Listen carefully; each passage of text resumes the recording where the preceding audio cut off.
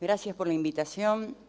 Y mi exposición va a dar algunas nociones nada más de Estado laico, democracia y aborto legal. Una de las reivindicaciones fundamentales de la campaña nacional por el derecho al aborto legal, seguro y gratuito es la vigencia de un Estado laico real en Argentina. Porque consideramos que la laicidad es condición necesaria de la democracia y garantía de libertad de conciencia e igualdad entre las personas. Un Estado laico es aquel que establece la autonomía de los ámbitos civiles y políticos respecto a los religiosos, donde la esfera del derecho y las leyes se delimita claramente de la correspondiente al espacio íntimo de las creencias de cada persona.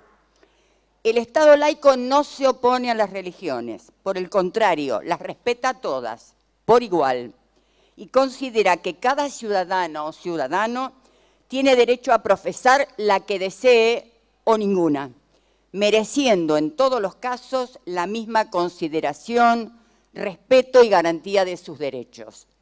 En las religiones los creyentes se subordinan a autoridades religiosas, quienes son elegidas y legislan según sus normas particulares. La democracia, por el contrario, está basada en la soberanía del pueblo, que elige sus representantes en forma periódica en elecciones libres y universales. Uno de sus valores fundamentales es la igualdad de todas las personas y, por consiguiente, la no discriminación por razones de sexo, raza, edad, género, condición social o culto. Las decisiones tomadas en democracia deben respetar los canales de legalidad establecidas en la Constitución y las leyes, y son obligatorias para toda la ciudadanía. En el Estado laico, los gobernantes o legisladores no pueden hacer prevalecer principios teológicos en sus prácticas, ya que deben garantizar el ejercicio de la libertad de conciencia y el derecho de todos y todas a tomar decisiones libres y responsables. Las exigencias de la democracia no pueden ser satisfechas cuando una religión tiene injerencia en los ámbitos de decisión estatales. Religión y democracia caminan por senderos distintos. Vargas Llosa, en el libro El lenguaje de la pasión, expresa: ninguna iglesia es democrática. Todas ellas postulan una verdad que tiene la abrumadora coartada de la trascendencia y el padrinazgo abracadabrante de un ser divino contra el que se estrellan y pulverizan todos los argumentos de la razón. Y se negarían a sí mismas, se suicidarían, si fueran tolerantes y retráctiles y estuvieran dispuestas a aceptar los principios elementales de la vida democrática, como son el pluralismo, el relativismo, la coexistencia de verdades contradictorias y las constantes concesiones recíprocas para la formación de consensos sociales. Vargas Llosa se pregunta, ¿cómo sobreviviría el catolicismo si se pusiera al voto de los fieles, digamos, el dogma de la Inmaculada Concepción? Respecto a nuestro país, podemos afirmar que Argentina no es un Estado confesional. En el artículo 2 de la Constitución Nacional se establece que el gobierno federal sostiene el culto católico apostólico romano. Nótese en primer lugar que no se menciona al Estado argentino, se habla de gobierno federal. En segundo lugar, que la palabra sostener significa que el gobierno nacional financia el culto católico.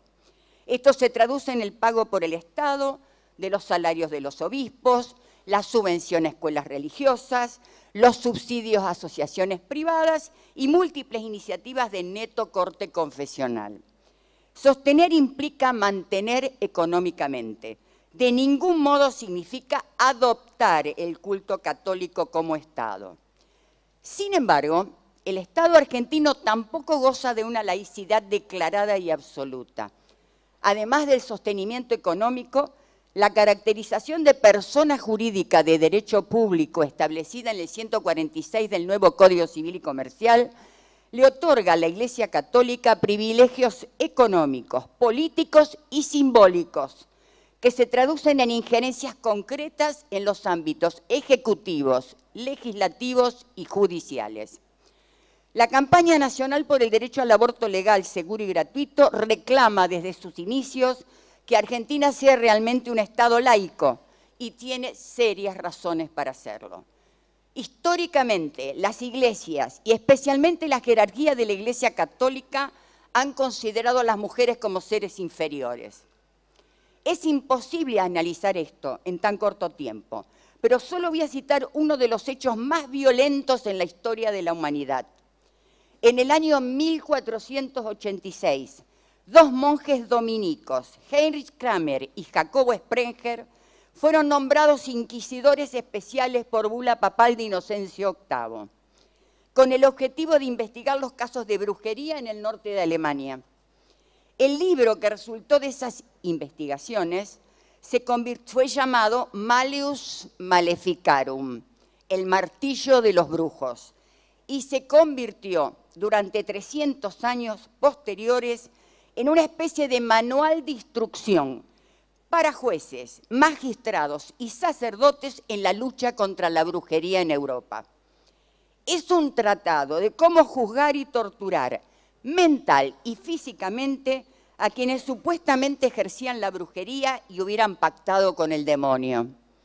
El libro contiene 2 capítulos específicamente dedicados a las mujeres, las que son divididas entre buenas, mujeres perfectas, obedientes, dulces, ángeles, y las malas, que son las brujas, definidas innumerables veces como inferiores, abominables, sucias, débiles, endemoniadas, locas. Escuchen.